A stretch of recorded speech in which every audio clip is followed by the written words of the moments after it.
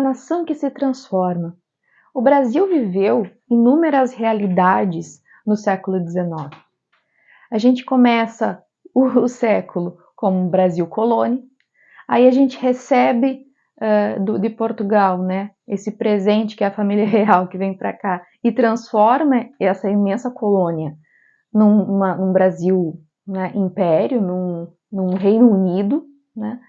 Logo em 1922, né, com a necessidade de Dom João VI voltar para Portugal, a gente fica aqui com o imperador, então a gente passa a ser um império, né? E ainda, em poucos anos, a gente recebe, né? A gente precisa ver esse imperador que ficou e ir embora, voltar para Portugal, e fica aqui um rei que é uma criança e inicia o período das regências. E logo depois do início desse período, né, das regências, a gente tem esse segundo império. E ainda no final do século, a gente tem uma república nesse espaço grande que é o Brasil.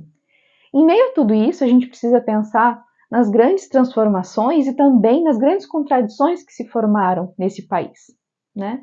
Porque ao mesmo tempo que a gente tem todo esse processo de modernização, principalmente com o Segundo Império e a República, que leva linhas férreas para o interior, que leva linhas telegráficas para o interior e que moderniza as principais cidades do Brasil, especialmente a corte, logo capital da República, Rio de Janeiro, a gente tem também essas incongruências, essas contradições, né, desse país que se inicia nessa realidade capitalista do mundo, que é um sistema escravocrata e que dura até as vésperas da República.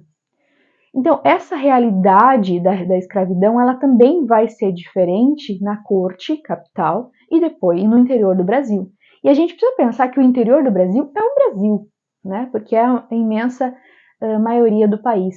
Nessa época, muito ao contrário do que acontece hoje, a gente tinha imensa parte da população no interior do Brasil e uma pequena parte nas cidades, né? A gente vê esse processo de urbanização crescente, as cidades começam a ganhar mais corpo, mais pessoas, mais esse processo de urbanização, inclusive de marginalização de uma parte da população, mas o grande Brasil ainda é o Brasil do interior.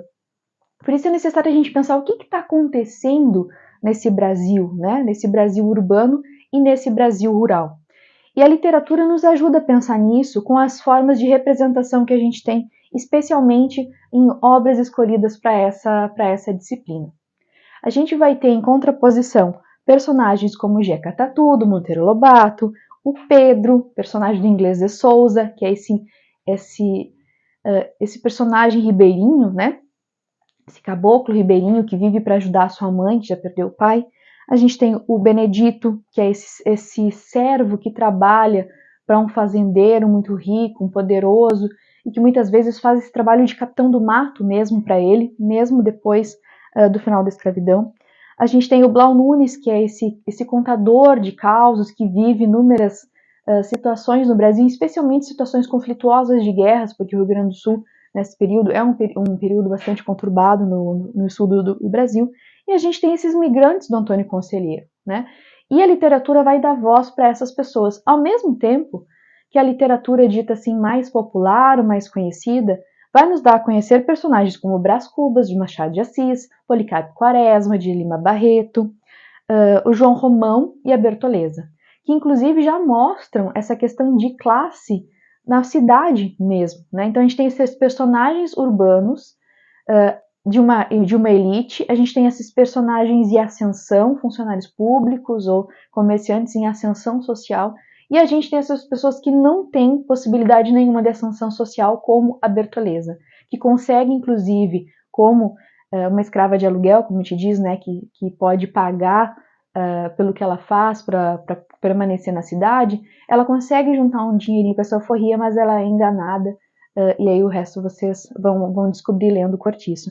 Então essas realidades, essas representações nos são dadas pela literatura e nos ajudam a entender esse Brasil, essa nação que se transformou no século XIX, essas imensas transformações pelas quais o Brasil passou. E aí a gente não pode esquecer também dessa ideia desse Brasil pacífico, né? Que muitas vezes nos é dada, esse Brasil mestiço, como se fosse uma coisa muito, muito tranquila. E não é. E isso também é nos trazido pela literatura. Esses diversos conflitos, Revolução dos Farrapos, né? Revolução Farroupilha, Guerra de Canudos, Contestado, esses vários conflitos que estão pululando desde o século XIX em diante até o século XX, isso vai de alguma forma aparecer na representação literária a partir de autores selecionados. Então eu convido vocês a conhecer um pouco desse final do século, né?